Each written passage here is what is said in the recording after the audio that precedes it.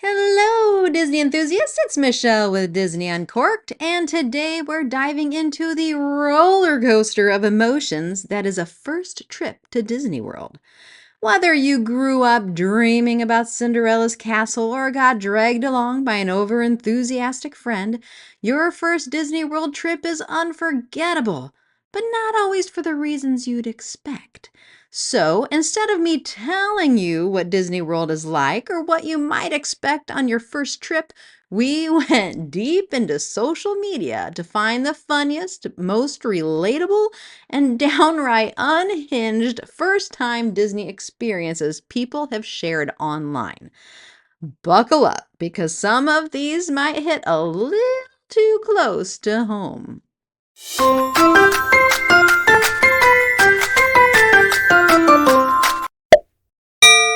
Number 10. I spent my life savings on bottled water.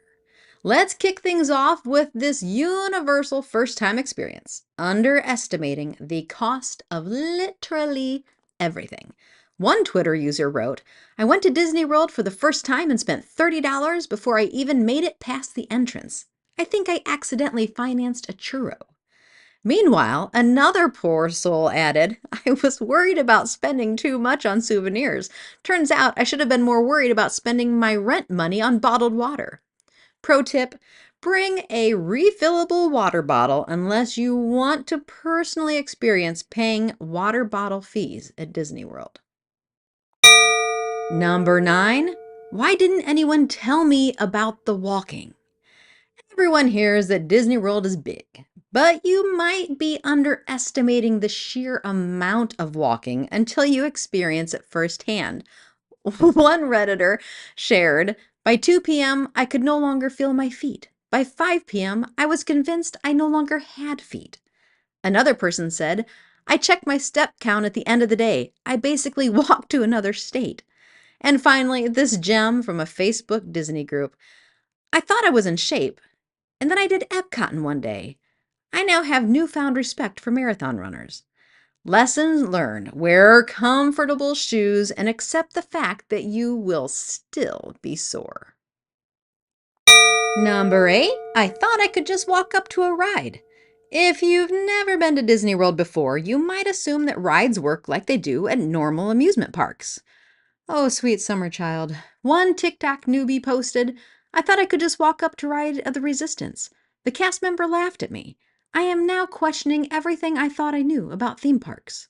Another said, Disney World is the only place where people wake up at 6 a.m. on vacation just to attempt to get on a ride. Reality check. If you didn't plan ahead, you're either waiting 2 hours in line or shelling out even more money for a Lightning Lane pass, if those Lightning Lane passes are even still available. Number 7, character meet and greets are emotional roller coasters. You might think meeting Mickey Mouse is just for kids until you get there. One Instagram post confessed, I made fun of my mom for crying when she met Mickey. Then I met Mickey. I owe her an apology.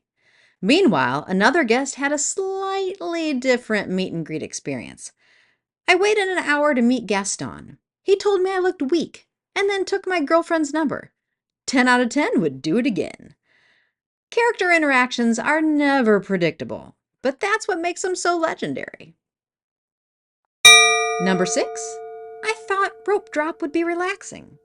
Many first-timers hear about rope drop and think it means a peaceful morning stroll into the parks. It does not. One Reddit post captured the chaos perfectly.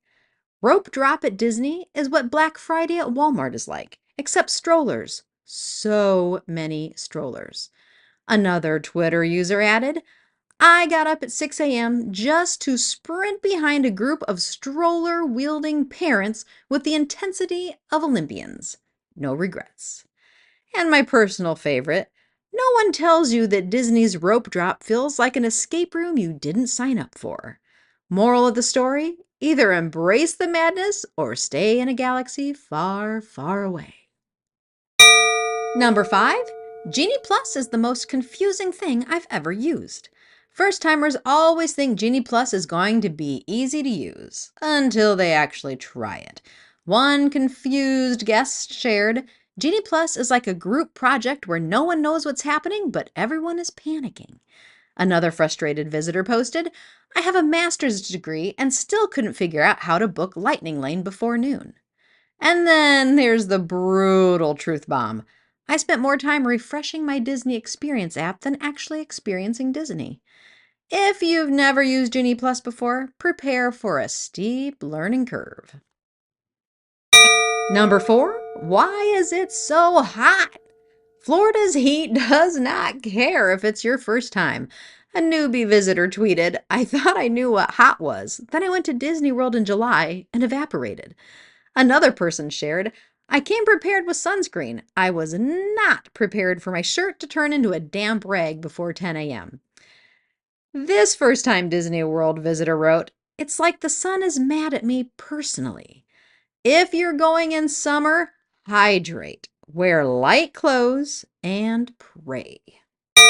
Number 3, Epcot festivals equal accidentally day drinking. No one plans to get tipsy at Epcot. It just kind of happens. One Instagram user admitted, I started with a mimosa at France, and suddenly I was deep in Canada wondering where my shoes went.